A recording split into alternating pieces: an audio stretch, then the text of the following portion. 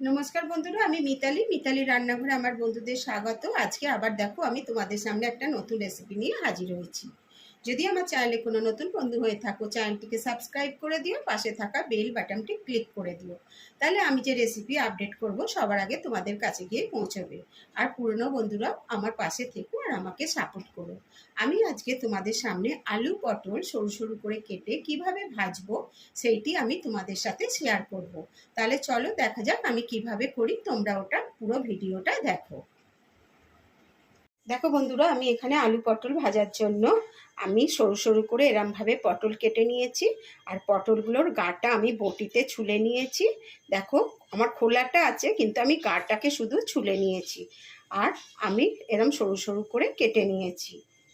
আর দেখো আমি আলুগুলোকেও এরম সরু সরু করে কেটে নিয়েছি আর জলে ভিজিয়ে রেখেছি, কেননা আলু কালো হয়ে যায় বলে আমি জলে ভিজিয়ে রেখেছি।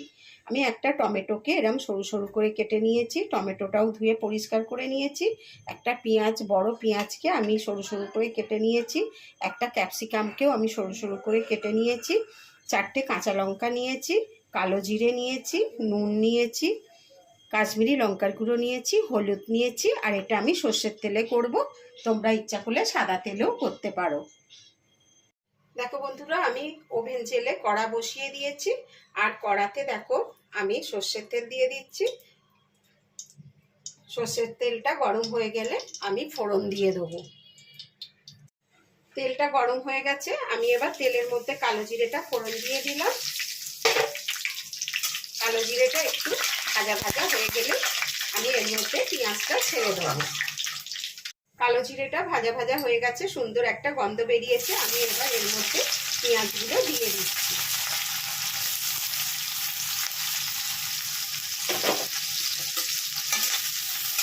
দিয়ে পেঁয়াজটাকে আমি আগে একটু লাল লাল করে ভেজে নিচ্ছি। দেখো বন্ধুরা, পেঁয়াজটা একটু লাল লাল হয়ে গেছে। আমি এবার এর মধ্যে একটু কাঁচা লঙ্কা ছেড়ে দিচ্ছি। যে কাঁচা লঙ্কাগুলো আমি ছিঁড়ে রেখেছিলাম সেইগুলো দিয়ে দিলাম।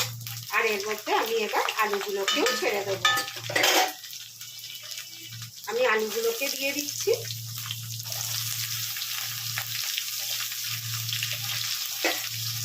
দিয়ে আমি আগে একটু ভালো করে একটু ভেজে নিচ্ছি।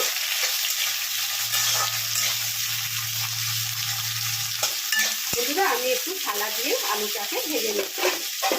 আমি একটু থালা ঢাকা দিয়ে দিলাম। আর ওভেনের আঁচটাকে আমি একটু কমিয়ে দিলাম। আমি ঢাকাটা নামিয়ে নিলাম কড়া থেকে। দেখো আলুটা কেমন একটু ভাজা ভাজা হয়ে গেছে। এবার আমি এর মধ্যে পটলগুলোকে ছেড়ে দিচ্ছি। যে পটলগুলোকে কেটে রেখেছি, আর গ্যাসের ওভেনটাকে একটু বাড়িয়ে দিলাম।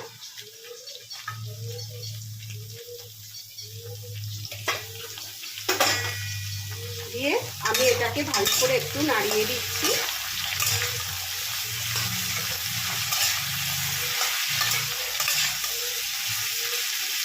নাড়িয়ে দিলাম, দিয়ে আমি আবার একটু ঢাকা দিয়ে রেখে দিচ্ছি। একটু ঢাকা দিয়ে রাখলাম। আমি অন্যান্য উপকরণগুলো পরে দেবো। আমি ঢাকাটা আবার খুলে নিচ্ছি। নিয়ে দেখো কতটা ভাজা ভাজা হয়ে গেছে আর সবজিটা কতটা কমে গেছে, তোমরা দেখতে পাচ্ছ। এবার আমি এর মধ্যে যে ক্যাপসিকামগুলো কেটে রেখেছি ক্যাপসিকামগুলো দিয়ে দিলাম। দিয়ে একটু নাড়িয়ে দিচ্ছি।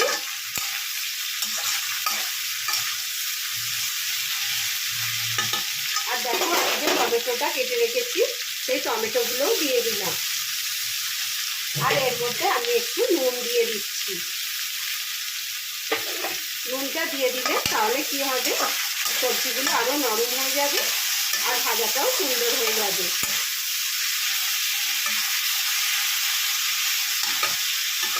নুন দিয়ে দিলাম। আর এর মধ্যে আমি হলুদ গুঁড়ো দিয়ে দিলাম অল্প একটু, যে হলুদ গুঁড়োটা আমি রেখেছিলাম। তোমরা তোমাদের আন্দাজ মতন দেবে।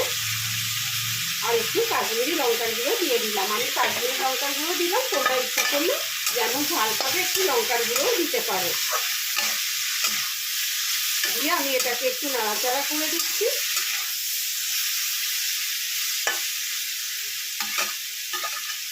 দিয়ে এবার আমি এটাকে ঢাকা দিয়ে দিলাম। দিয়ে আঁচটাকে একটু কমিয়ে রাখলাম। পরে আবার তোমাদের আমি দেখাবো। আমি থালাটা নামিয়ে নিলাম। ভাজাটা আমার প্রায় হয়েই গেছে। আমি তোমাদের দেখিয়ে দিচ্ছি। দেখো বন্ধুরা, আমার আলুটাও সেদ্ধ হয়ে গেছে, দেখো পটলগুলোও সেদ্ধ হয়ে গেছে। আমি এবার এর মধ্যে একটুখানি চিনি ছড়িয়ে দিচ্ছি। তোমরা ইচ্ছা করলে চিনি দিতেও পারো, নাও দিতে পারো। আমি একটু চিনি দিলাম, তাহলে একটু ঝাল ঝাল মিষ্টি মিষ্টি খেতে ভালোই লাগবে, ওই জন্য একটু চিনি দিয়ে দিলাম। আর একটু নাড়াচাড়া করে নিচ্ছি।